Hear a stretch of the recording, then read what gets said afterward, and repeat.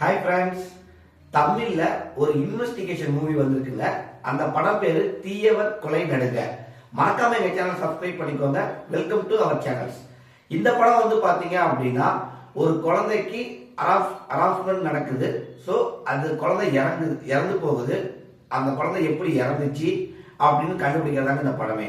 இந்த படத்துல வந்து பாத்தீங்க அப்படின்னா ஐஸ்வர்யா, அர்ஜுன் 2 பேர் நடிச்சிருப்பாங்க. அர்ஜுன் வந்து பாத்தீங்க அப்படின்னா அவர்கிட்ட ஒரு கேஸ் வருது. இதுல ஒரு போலீஸ் ஆக்டரா நடிச்சிருக்காரு.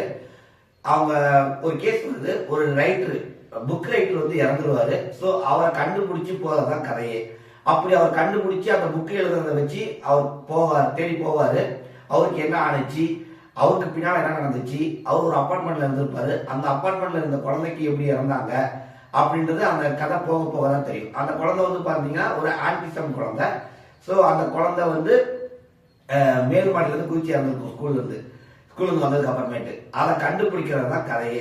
இதுல ஐஸ்வர்யா எப்படி வந்தாங்க, ஸோ கதை எப்படி போனுச்சு, இதுல ட்விஸ்ட் மேல ட்விஸ்ட் இருக்கும். உங்களுக்கு ஃபர்ஸ்ட் ஹாஃப் வந்து பாத்தீங்கன்னா கொஞ்சம் ஸ்லோவா போற மாதிரி இருக்கும்.